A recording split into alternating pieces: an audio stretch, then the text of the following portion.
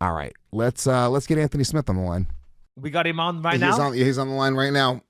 Ladies and gentlemen, UFC 205-pound standout and now possible title challenger to John Jones, Mr. Anthony Smith, joins the Believe You Me podcast. Anthony, you there? Yes, sir. There we go. Hey, We're hey, good. We got it. What's up, buddy? Thanks for joining us, Anthony. I really appreciate it. No worries. I was just telling Lewis and the guys that you guys were spiking my tequila at the bar a couple of weeks ago. That every time I looked away, you said you were pouring your tequila into my glass, and that's why I was so hungover the next day. Yeah, well, you kept ordering them. Well, of course, I'm trying to give you the initiation. I'm like, okay, it's here, first time at Fox. Let's get to know each other. And you were letting the side down, Anthony. I'm kind of disappointed in you. Well, the joke was on you.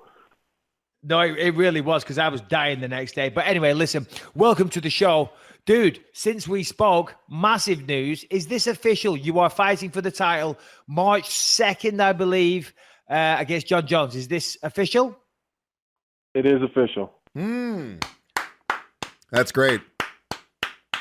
It is. It is also, well, it's contingent on him getting licensed, but it is, they seem very confident that there's not going to be any hiccups in the licensing process. Well, let's hope so. Who knows? Maybe they move the fight to Russia or somewhere if he doesn't. But dude, so it would appear, and as we joked via text, I mean, I will take 10% of that. You know, I feel like I had an instrumental part in setting this up, Anthony. It's all down to me. It's not down to your hard work, you beating Uzdemir, Shogun, or Rashad. It's down to that 30 seconds on our shit talk.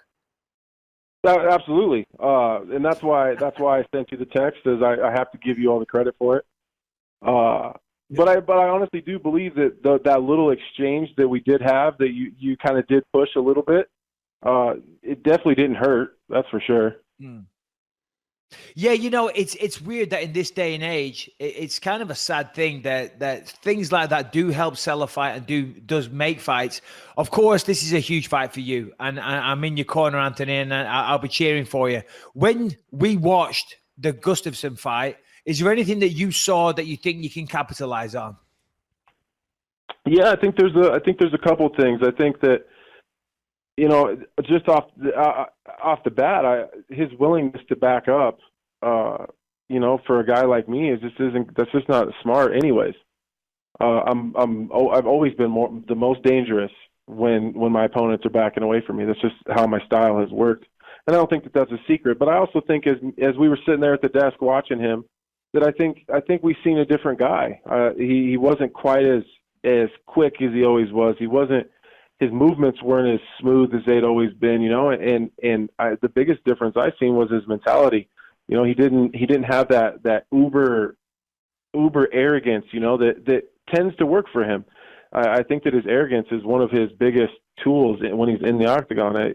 He just doesn't believe that there's anything that you can do that's going to work, and if it does work, it's not going to work twice. And I didn't quite see that in full effect.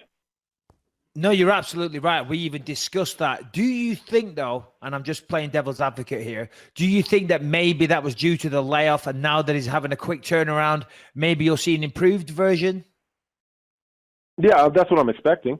You know, and that's kind of where I was going to go. It could have been the layoff. It could have been the stress from the controversy that was surrounding it, you know, and you know, everyone hates him, and the fighters are mad at him, and he's just, you know, that's just an uncomfortable place to be, I would imagine. So, yeah, I would very much agree that could be the case. But I'm preparing for the best John Jones, not you know, a lower version of him. Well, what about you, Anthony? Are you mad at him? Do you think John Jones cheated the system, or is not playing by the rules? Yeah. I mean, here's I don't know when this became black and white, or when this wasn't black and white anymore. Like, when did we have gray areas? That's what I don't understand.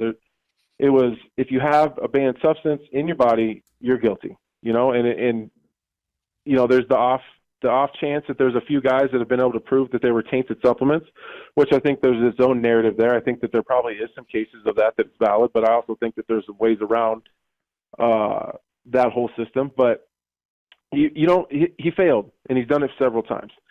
But that doesn't change the fact that I'm going to fight him and that I want to fight him, and I'm okay. At this point, if I want to be the world champion, he's got the title. So at this point, it doesn't matter how I feel about it. It's about what's going to happen, and I'm going to fight him. And I just hope that he's tested, to the fullest extent possible, and that he can keep his shit together as far as that goes until the fight happens. Is it a foregone conclusion that he will more than likely be cheating in one way or another? And does that bother you? Because I mean, it's obviously it shows some sort of mental weakness. You had mentioned that before. But going into the fight, do you kind of say, all right, well, you know what? That's in a weird way. I've heard fighters describe that as almost being a good thing because of that mental weakness. Oh, well, I don't think any time you have a guy with a banned substance or a performance-enhancing drug in his system that there's ever a way you can look at that as a total good thing. But there's definitely positives that you can look at as far as the mindset goes. But I think, and I don't want to sound like I'm the guy that's just going to throw John under the bus, but it's, like I've always said, I'll only talk about John professionally. But John has historically kind of been a dirty fighter anyway.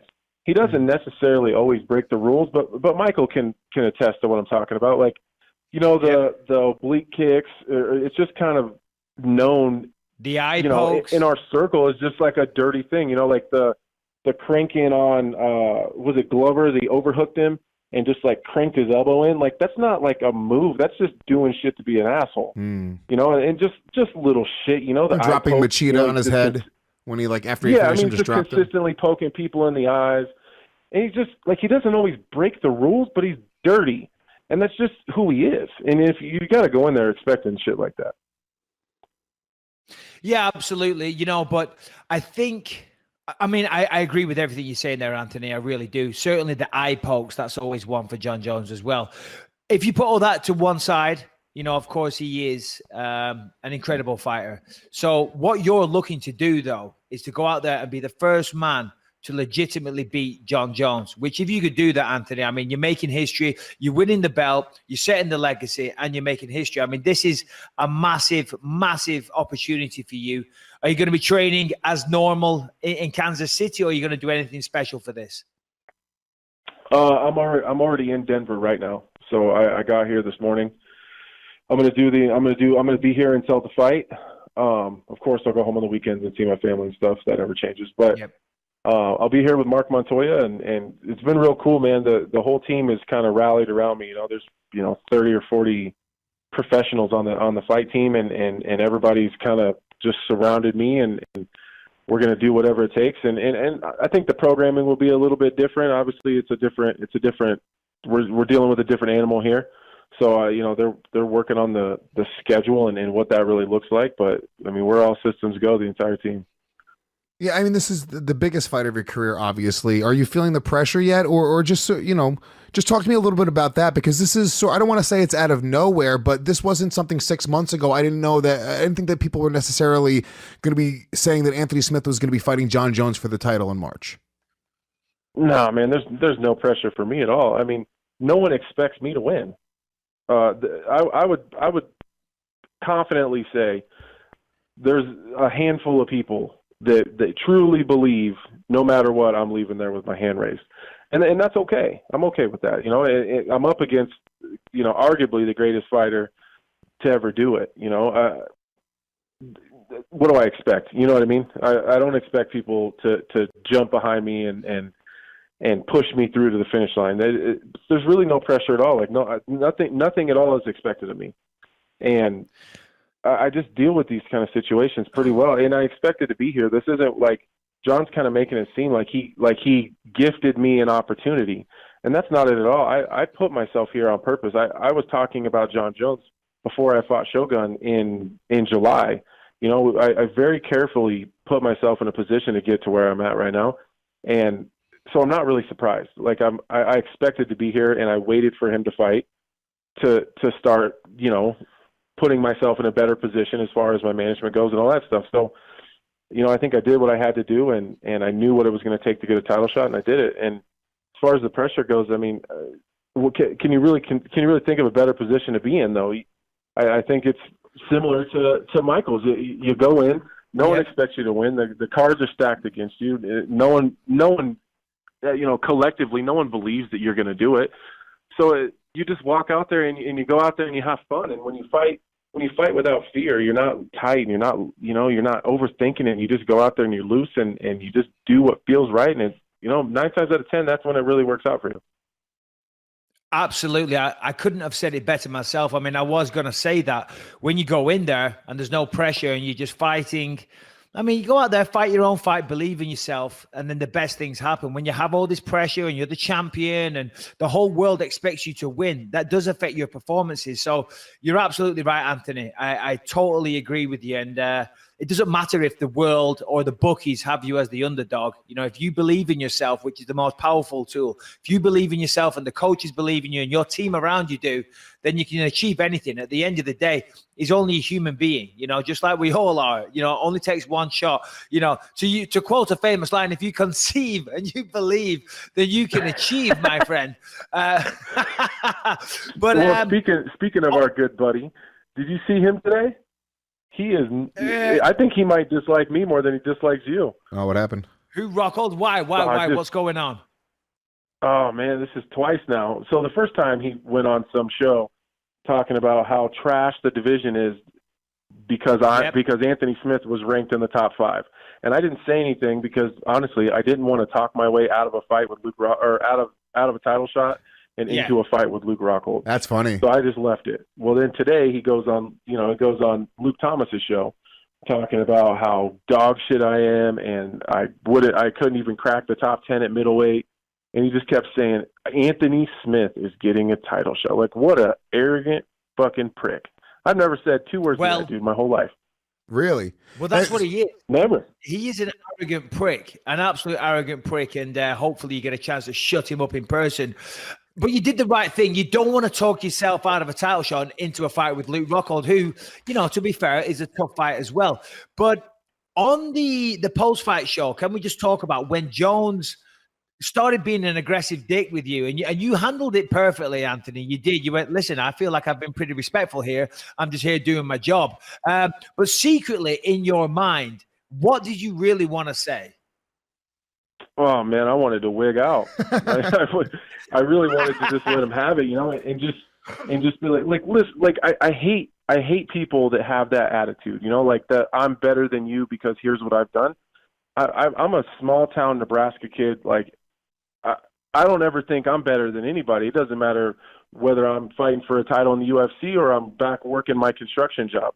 I treat people the same way, and I just can't stand people that don't. And I get that vibe from John a little bit. I get that vibe and you definitely get that from Luke Rockhold.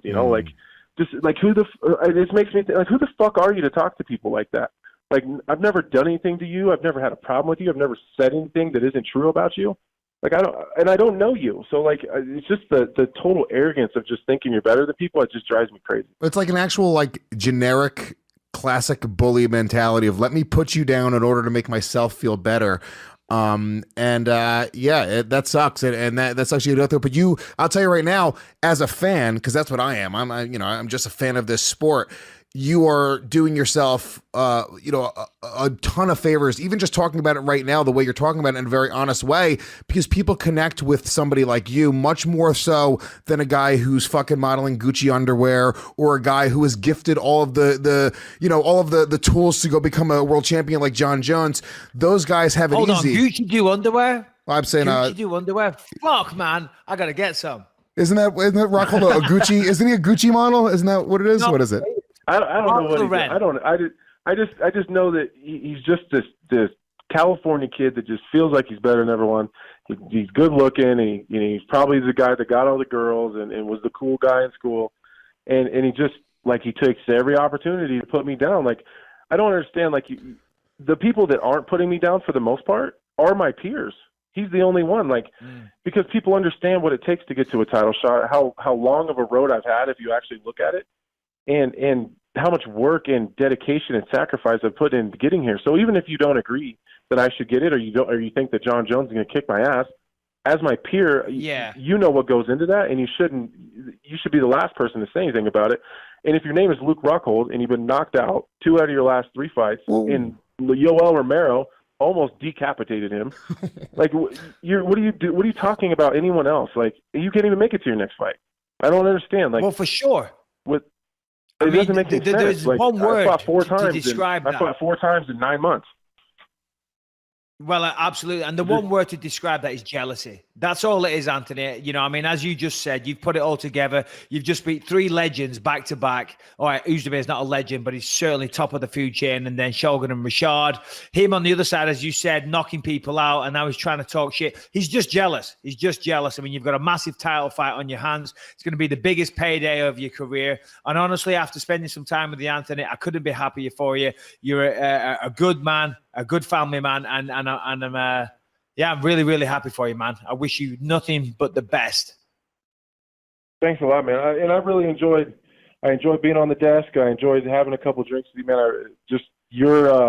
It was a chance meeting that I think really worked out in the time of my life, like in this time in my life, like just your story and your journey and you telling the story, you know what I mean, just listening to it coming from you, it was really goddamn cool to listen to. And in parts of that I feel like I can relate to a little bit. So I hope that I can do the same thing you did and just go shock the world. Absolutely. Well, you know, you said it perfectly yourself there, but so we'll let you go. Speak to us again sometime, please, because this was awesome. Fantastic interview.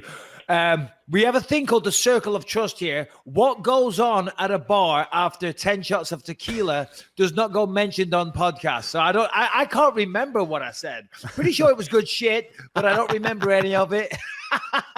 It was all good, Anthony, and it'll stay in the circle of trust. I know. I'm kidding. Listen, buddy, thanks for taking the time out your day to join us. Wish you the best in training camp and go out there, shock the world, my friend. Awesome, guys. Thanks a lot. I appreciate it, and I'll talk to you guys soon. Hell yeah. That was awesome. Yeah, great, man. He's such a very well-spoken, mild-mannered, unemotional individual. That was a really good way to sort of describe what was going on. That was a great question on your end, by the way, to ask him what he wanted to say to John Jones in that moment. Yeah, well, John, I mean, Jesus Christ, it seems like I'm going on a tirade of abuse of John Jones lately. I'm not, you know, but whatever. He doesn't like me. It's okay. I'm a fan of the guy. Well, I'm not a fan of some of the things lately, but, you know, I enjoy seeing him fight. But he did kind of just start talking shit to Anthony for a minute. And Anthony was like, hold on. He was very, very level-headed, which really impressed me because as we've seen with Colby Covington and things like that, you know, sometimes I'm a little quick to talk a bit of shit. But also at the same time, that makes for good TV, which is what I'm trying to be a part of as well. But Anthony was so level-headed. He was like, hold on a minute. I feel like I've been super respectful to you. I don't understand where this hostility is coming from. But massive opportunity for Anthony Smith. Huge. Very happy for him. Huge. And Luke Rockhold does himself no favors. Like, what a weirdo. Why? Like, what's the point? Just to literally just to trash a guy that is in a better position than you. Wouldn't you have the self-awareness just to go like, okay, I don't want to be perceived as a jealous cunt. So I'm not even gonna just take those shots. Like, even if you felt that way, even if you're like, this guy really, he got the fucking shot publicly. So here's the thing. Yeah, no, sorry. So here's the thing. So he's on Luke Thomas, which, you know, is a subpar show, I've got to say. No offense, Luke.